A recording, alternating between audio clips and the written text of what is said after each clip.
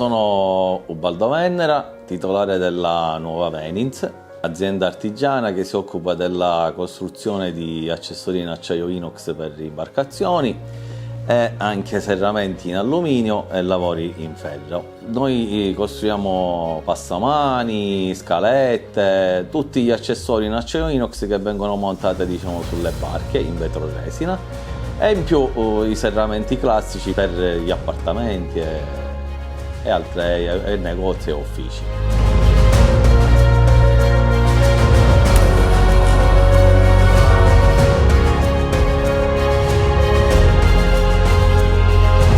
Praticamente noi partiamo dal tubo retto in acciaio inox, poi lo sagomiamo in base alle dime che ci forniscono i cantieri che costruiscono le barche, poi lo modelliamo, gli merciamo i candelieri, saldiamo e poi lo lucidiamo e poi vengono montate nelle barche quando sono finite.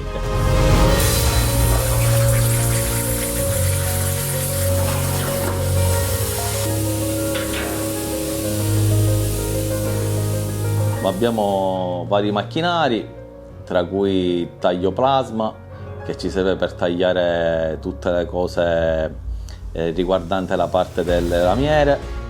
Costruiamo anche serbatoi in acciaio inox. La nostra azienda è un'azienda artigiana perché gli articoli che noi riusciamo a creare sono articoli che vengono realizzati, come suol dire, manualmente, quindi ci vuole un po' di intelligenza e un po' di inventiva per poter far sì che il prodotto venga lavorato in una maniera corretta, gradevole da vedersi e anche con un tocco di originalità.